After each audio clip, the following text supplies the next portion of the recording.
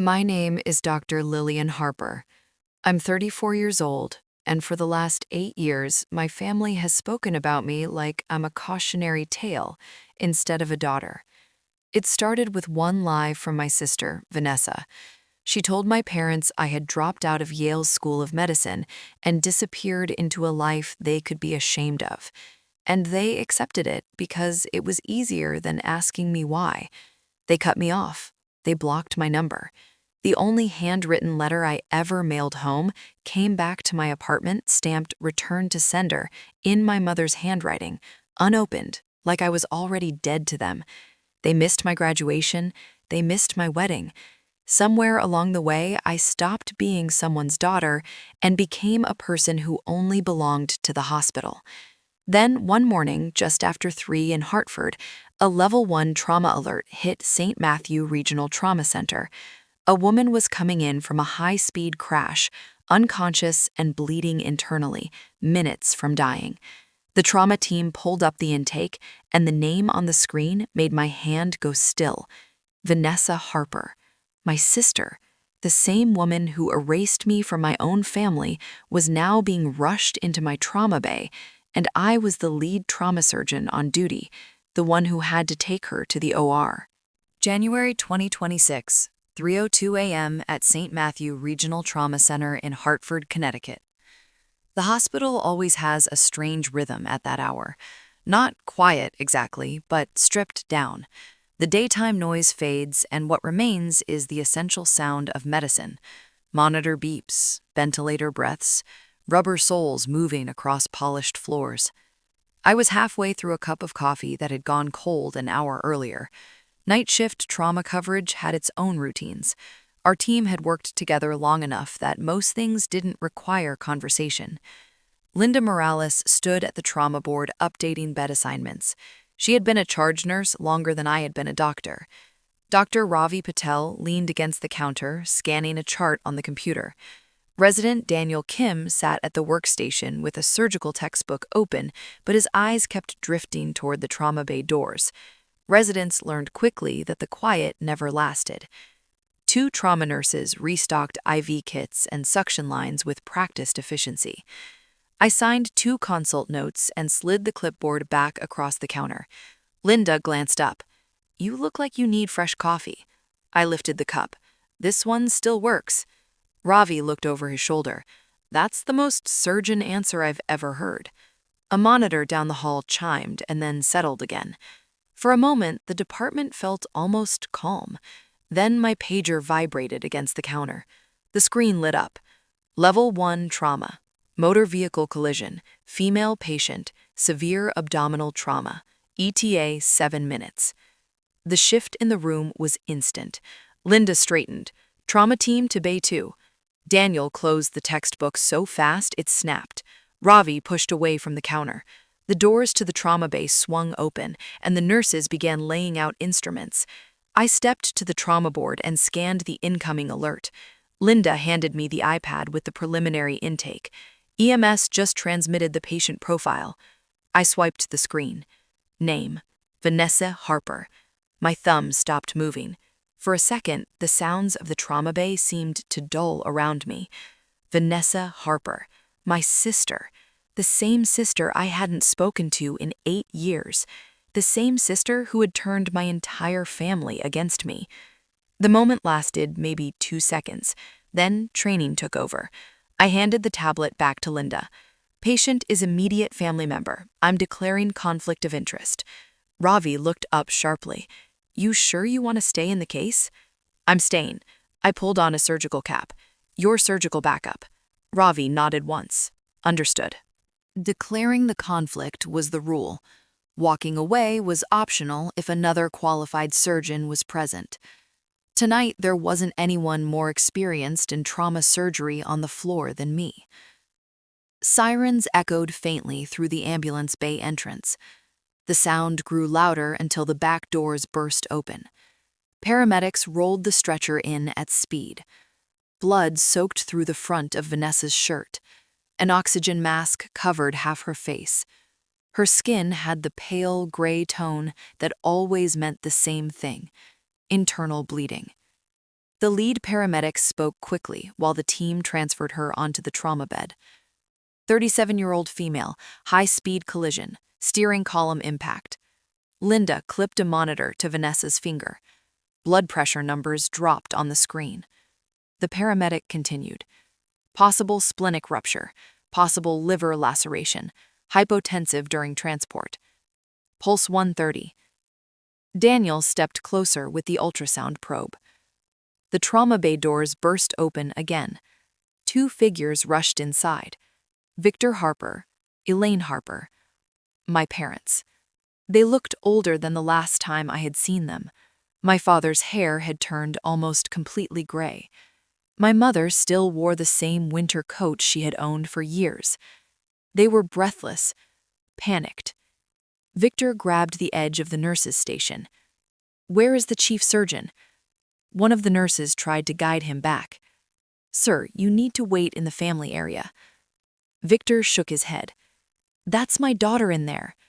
His voice cracked. "She's our only daughter."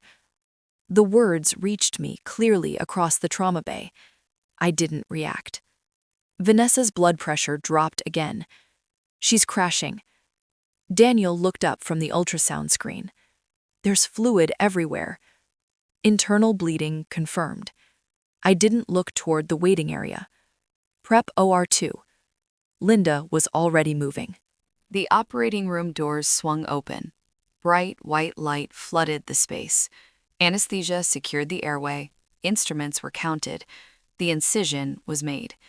The world shrank to the size of the surgical field. Blood pooled instantly when the abdomen opened.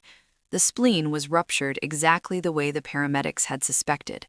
The liver had a deep tear along the right lobe. Ravi stood across the table assisting. Daniel watched from the side, trying not to look overwhelmed. Suction hummed constantly. Clamp, suture, cautery. Time blurred into a sequence of precise movements. When trauma surgery goes well, it looks almost calm from the outside. 3 hours passed before the bleeding finally stopped. 6:41 a.m. The last suture closed the incision. Anesthesia stabilized her vitals. Vanessa Harper was alive. I stepped back from the table and pulled off my gloves. The room slowly exhaled. Ravi lowered his mask. "Clean work." I nodded and walked toward the scrub sink. Hot water ran over my hands while the adrenaline drained away. When I finished, I adjusted the badge clipped to my scrubs. Dr. Lillian Harper, Trauma Medical Director. The hallway outside the operating room felt strangely quiet after surgery. My parents sat in the waiting area. My father stood the moment I approached. He looked directly at my badge first, then at my face. Confusion moved slowly across his expression. "Doctor, is my daughter going to be okay?" I pulled my mask down. Both of them froze. For a moment, no one spoke. I kept my voice steady. "Your daughter survived the surgery. She's stable. She'll be moved to ICU shortly." My mother's hand rose halfway toward me. I took a small step back. "Mr. and Mrs. Harper, the ICU team will update you within the hour." Neither of them moved. I turned and walked toward the hallway. Behind me, the waiting room stayed silent. The elevator at the far end of the corridor opened with a soft chime. Aunt Carol Bennett stepped out quickly, coat still half-buttoned. She spotted me immediately. Her eyes shifted past me toward the waiting room, then back again. Carol understood the situation without asking a single question. We stood there for a moment in the fluorescent hallway. Neither of us spoke. 8 years of silence had finally caught up with us, and it had arrived in the middle of my trauma bay. Carol's eyes were locked on mine, and for a second I felt like I was back in a different hallway, with different lights, standing still while my life tilted. I didn't say anything to her. Not then.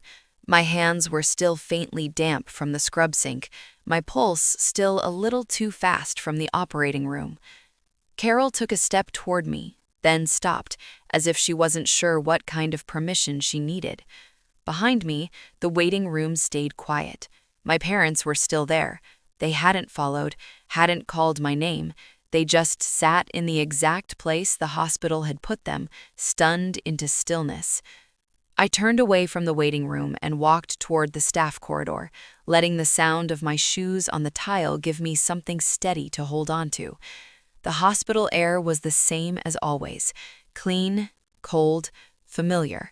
But my body remembered another kind of cold, the one that comes from a phone line going dead while you're begging someone to listen.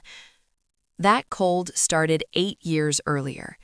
In 2018, I was in my third year at Yale School of Medicine in New Haven. I was 26, living in a cramped off-campus apartment with a roommate who turned everything into a joke when the pressure got heavy. I spent most days in the hospital and most nights reading until my eyes burned. My family lived in the suburbs outside Hartford, close enough that a weekend visit was possible, but far enough that I could breathe when I was on my own. We were a family of 4 on paper, 2 daughters, 2 parents, one story everyone agreed on. Vanessa was the perfect daughter. She could walk into a room and make adults lean in. She remembered birthdays without needing a calendar. She knew how to laugh at my father's jokes and how to soften my mother's worry with a single touch. My father, Victor Harper, valued 2 things above everything else: success and appearances. Not the quiet kind of success that lives in hard work, the kind that shows, the kind that people can repeat at church or at a backyard cookout. My mother, Elaine, was different. She kept the peace. She smoothed edges. She watched storms form and convinced herself they would pass if no one pointed at the clouds. And me. I was the quiet one, the girl with her head down, chasing grades and milestones as if they could make me visible. When I got accepted to Yale's School of Medicine in 2016, my father looked at the letter like it was a lottery ticket. "You got into Yale." I nodded, trying not to smile too hard. That's a real school. It wasn't tenderness exactly, but it was pride. I held on to it like it might become something warmer if I held it long enough. Vanessa smiled at dinner that night, but her eyes never stopped moving. She watched my parents the way a person watches a room they used to own. After that, she started calling me more. In the beginning, it felt like attention. How's New Haven? Who are your professors? What's your schedule like? What's your roommate's name? I answered all of it. I wanted to believe we were finally becoming sisters in the way other people talked about it, not rivals, not strangers who shared parents. My roommate was Emily Park. Emily was smart, blunt, funny in a way that made even the worst days tolerable. She came from a foster system background and never pretended she had a soft place to land. That made her fierce. It also made her loyal. In late summer of 2018, Emily started losing weight fast. She brushed it off until the pain hit hard enough that she couldn't hide it. The diagnosis landed like a punch: stage 4 pancreatic cancer. It felt cruel in a way I didn't yet have language for. We were surrounded by medicine, drowning in anatomy and pathophysiology, and none of it changed the fact that my best friend was dying. I went to the dean's office the next morning. My hands shook when I filled out the paperwork. A formal leave of absence, 1 semester, caregiver status. Everything was signed, stamped, logged, legitimate. I called Vanessa from the hallway outside the oncology unit, my voice low because people were sleeping in nearby rooms. "Emily has cancer." There was a pause, and then Vanessa's voice softened into something sweet. "Oh my God, Lil, I'm so sorry. I'm taking a leave for 1 semester. It's official. I'll be back in January. Take all the time you need." She lowered her voice like she was sharing a secret. "I won't tell Mom and Dad. They'll just worry." I remember leaning my forehead against the cool wall and feeling, for the first time in a long time, like maybe she was choosing me. 3 days later, my phone rang at 11 at night. My father's name lit up the screen. I stepped into the stairwell because it was the only quiet place. "Hello?" His voice was flat, controlled. "Your sister told us everything." My stomach dropped. "Everything about what?" "The dropping out, the lying, the boyfriend." My throat went tight. Dad, no, I didn't drop out. I filed a leave of absence. I can send you the paperwork. Vanessa showed us the messages. What messages? He cut me off. Don't play dumb. I'm sitting in a hospital right now. Vanessa said you'd say that. I could hear my mother in the background, her breathing uneven, like she was crying and trying not to. Mom, please. She got on the line for half a second. Lillian, how could you lie to us? I didn't lie. Then my father again, colder. Don't call this house until you're ready to tell the truth. The line went dead. I stared at my phone for a full minute before I moved. The stairwell smelled like concrete and stale air. I felt like I had stepped outside of my own life and wasn't sure how to get back in. I called them again the next morning. Voicemail. Again that afternoon. Voicemail. By the fourth call, my father's number stopped ringing at all. My mother's followed 2 days later. Over 5 days, I called 14 times. I emailed twice. The second email had the leave of absence letter attached, with the dean's signature and the office stamp. No response. I wrote a letter by hand and mailed it USPS priority because something in me still believed paper could do what my voice couldn't. It came back unopened, returned to sender. My mother's handwriting on the envelope. I called Carol.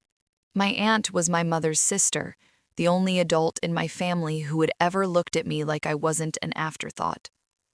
I don't know what's happening. Carol didn't hesitate. I believe you. She called my father that night. She called me back 40 minutes later, her voice tight. He told me to stay out of it. My chest hurt. He said, "You made your bed." By the time Emily died a few months later, my family had been gone from my life long enough that it felt like a separate era. Emily passed on a Sunday morning. Quiet. No speeches, no miracle, just a monitor that changed its tone and a nurse who lowered her eyes. After the small funeral, I went back to the apartment and sat on the floor because my legs wouldn't hold me. When I finally stood up, I found a folded sticky note tucked into Emily's anatomy book, pressed between pages she must have been too tired to turn. Finish what you started. I held it for a long time. Then I opened my laptop and stared at the re-enrollment form, my hands steady now in a way they hadn't been all semester. I didn't know what the next year would cost me. I only knew I was going back. I hit submit on the re-enrollment form before I could talk myself out of it. The next morning, I was back on campus in New Haven, walking past brick buildings and students who looked like they belonged to families that sent care packages and asked how exams went. I moved like a person who had forgotten how to be soft. My grief had settled into something quieter, heavier, and I carried it the way you carry a backpack you never take off. I was 27 when 2019 started. Third year had chewed me up, and I still had to finish. There was no one to call home to, no one to ask for help, so I did what I'd always done. I built a plan and followed it. More student loans, a research assistant position in a surgical lab, a second-hand winter coat from a thrift store near Chapel Street. I learned which grocery store had the cheapest eggs and which coffee shop would refill a cup without asking too many questions. Some nights, I stayed in the lab after hours pipetting until my hands ached, because it was easier than going home to an apartment that still held Emily's laugh in the air. One afternoon, my phone buzzed with a text from Carol.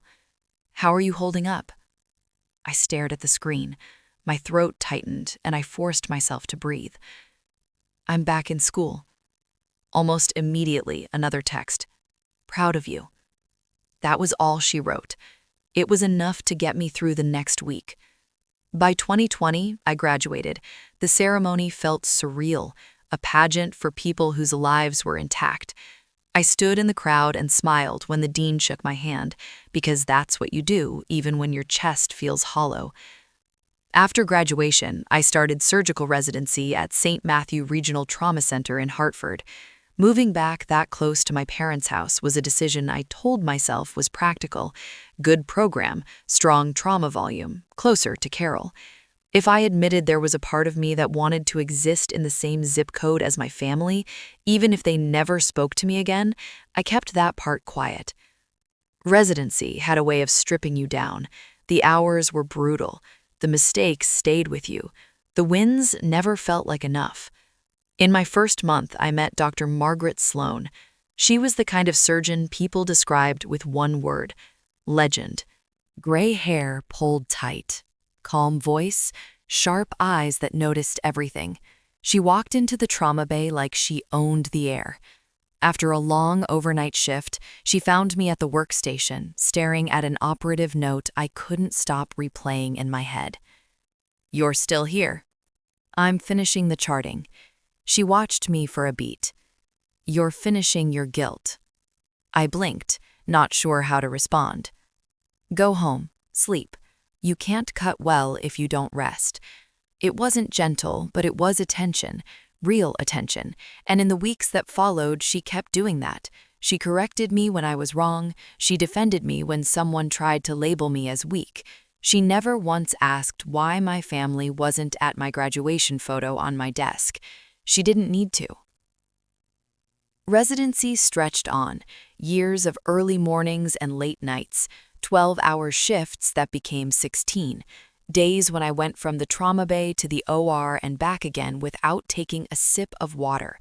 My world narrowed to sutures and lab values and the steady rhythm of doing the next right thing.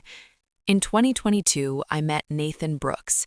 He was at the hospital because he worked with our legal aid program. Calm presence, a man who listened the way most people didn't. We met in the hallway outside a patient room. He was holding a folder, waiting for the attending. He stepped aside as I passed, polite, and then he paused like he had a question. "Long night?" "Longer than I wanted." He smiled, small and tired in the same way I felt. I keep thinking I'm used to hospital hours, then I come here and realize I'm not.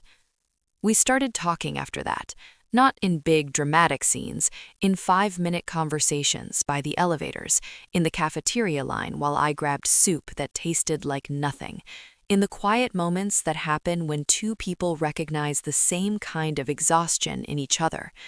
One evening, he walked me to my car after a late consult. The parking lot was cold, and the sky was that deep Hartford black. "You always look like you're bracing for impact." I didn't have an answer ready. I had never said the truth out loud to anyone who wasn't related to it.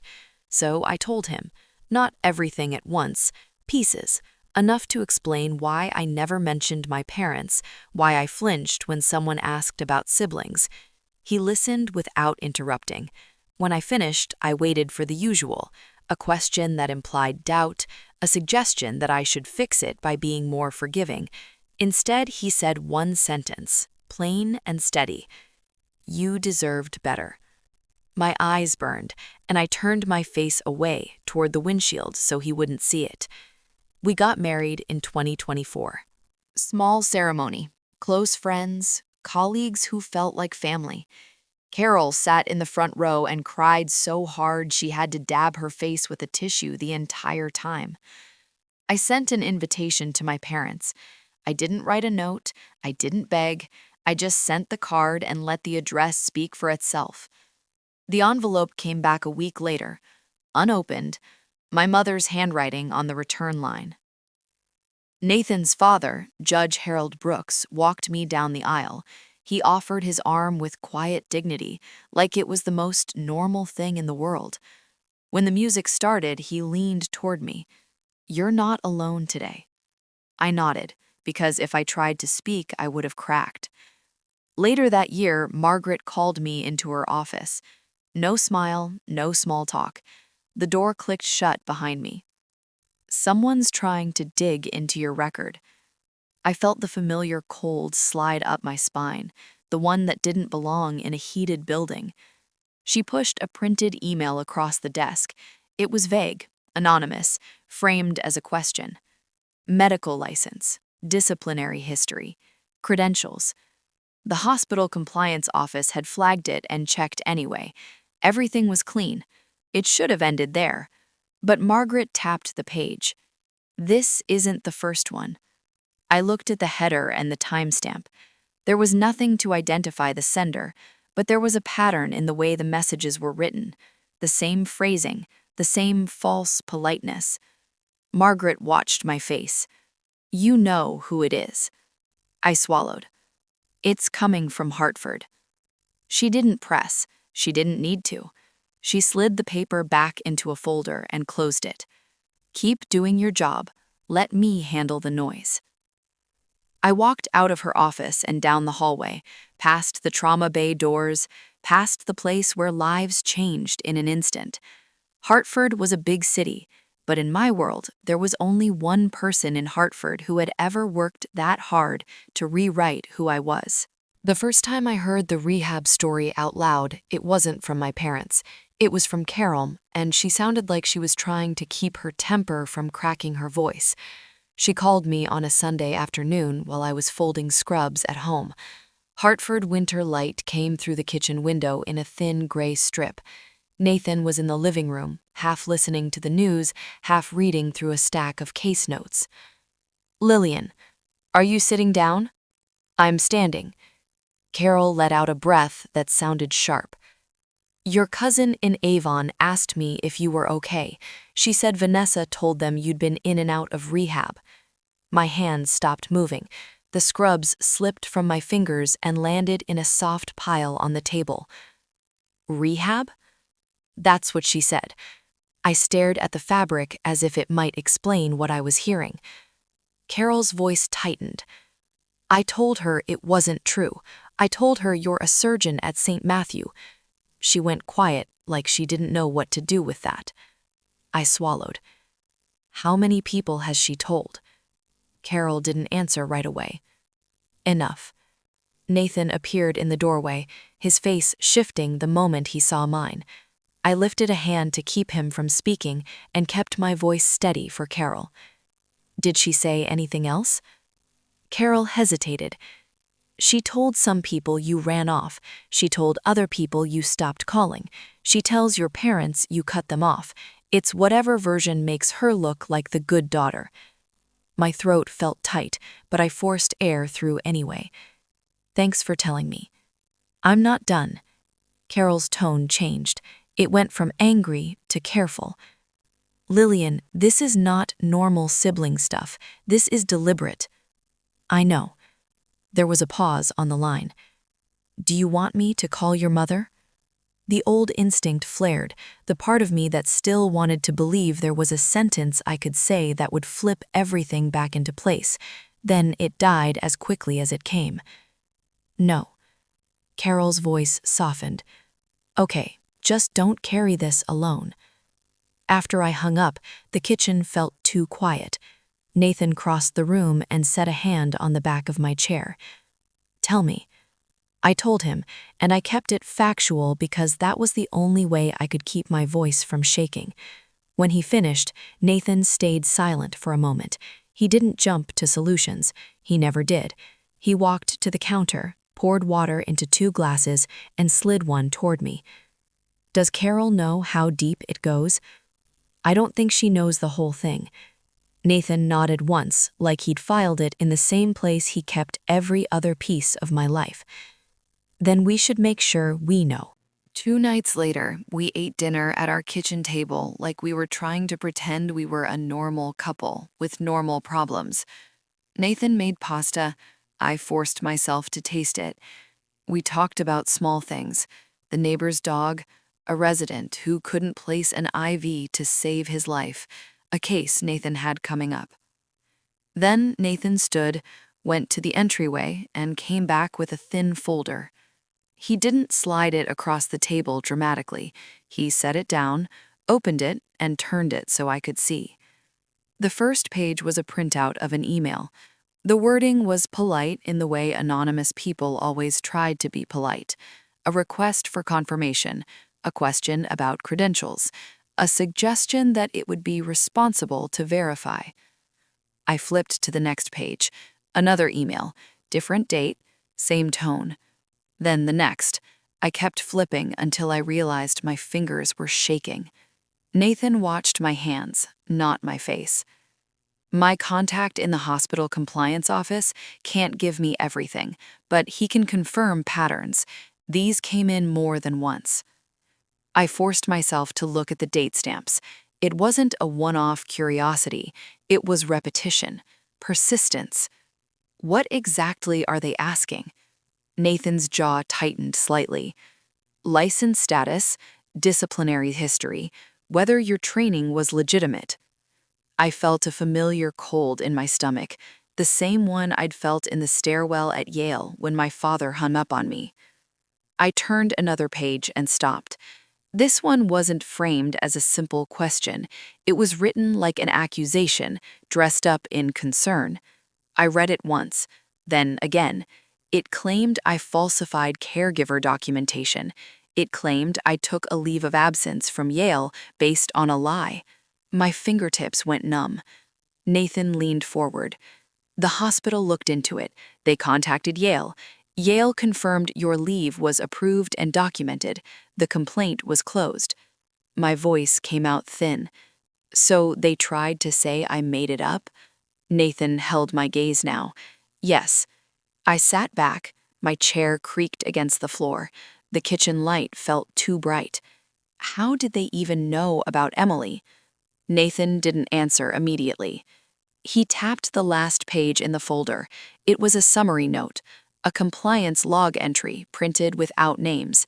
It doesn't say how they knew, it just shows how often they asked. I stared at the paper until the lines blurred. Nathan reached into the folder and pulled out one more sheet, this one shorter. It also shows a detail my contact couldn't ignore. He slid it toward me.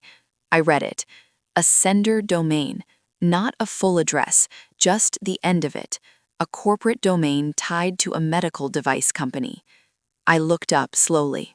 Vanessa worked in medical device sales. She had for years. She was always talking about new products and doctors she'd met and conferences she attended. It had sounded harmless from a distance. Now it sounded like access. My mouth went dry. Nathan kept his voice controlled. I'm not saying she personally typed every email. I'm saying this points toward her world. I didn't have to say her name. It sat between us anyway. I pushed the papers back into the folder, like I could put the feeling away with them. Nathan's voice stayed steady. We can take steps. What kind of steps? A cease and desist, something formal, a line that tells her to stop. The words landed heavy. Formal meant real. It meant acknowledging that what she'd done wasn't just cruel, it was targeted. I stared at the folder and felt something inside me pull tight. Part of me wanted to do it immediately, to send one clean letter and make her feel, for once, what it was like to be cornered by the truth. Another part of me didn't want her inside my life at all, not even through paper. Nathan waited. I took a slow breath. If she needs lies to survive, eventually those lies will collapse. Nathan didn't argue. He just nodded, but his eyes stayed sharp, like he was keeping watch on a storm line. I stood and carried the plates to the sink. Water ran. My hands moved on autopilot. I could feel my pulse in my throat. Behind me, Nathan closed the folder. The sound was small, but it felt final. A few days later, I walked through St. Matthew like I always did. Same corridors, same beeping monitors, same staff who greeted me by name. But something had shifted. It was like I'd been living in a house with a hidden crack in the foundation, and someone had finally pointed it out. And then January 2026 arrived, and the crack didn't stay hidden. It turned into a siren at 3 in the morning. It turned into a trauma pager. It turned into a name on an incoming chart that made my hand go still. Vanessa Harper. In the operating room, under bright white lights, I pulled my gloves on and looked at the board where the case was posted. Her last name matched mine. For a moment, the room felt too quiet. Then the doors opened and the bed rolled in.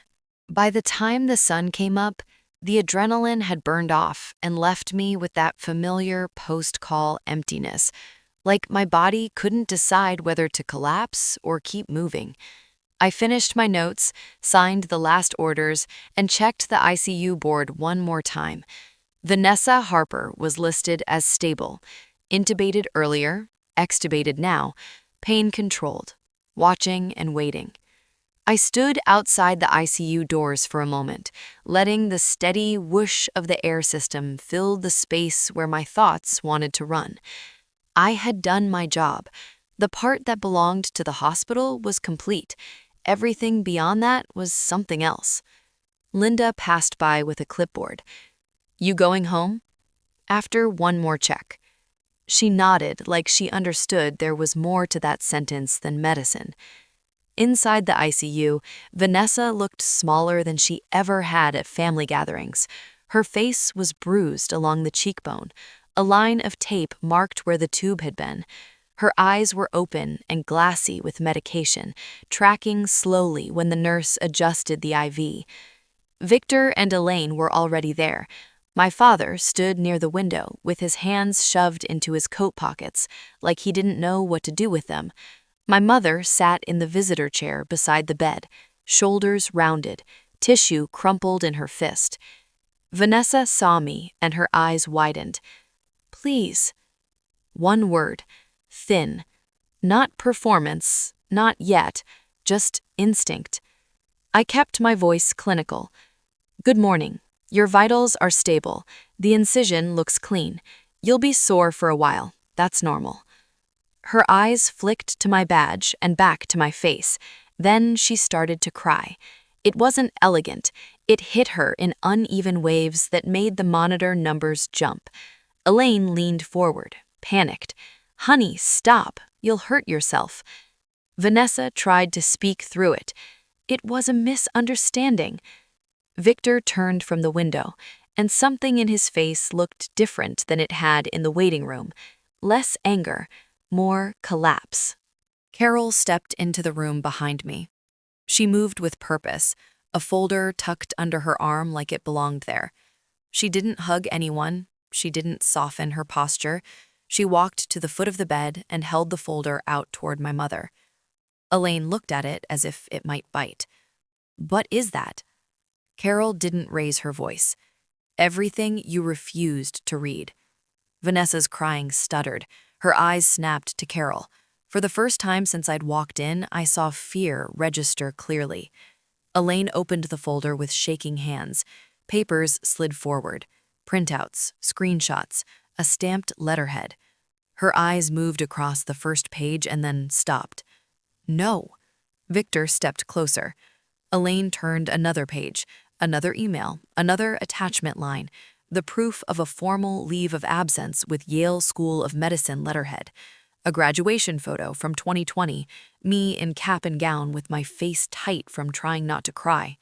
Then Elaine reached the page Carol had placed on top, a screenshot of a text thread.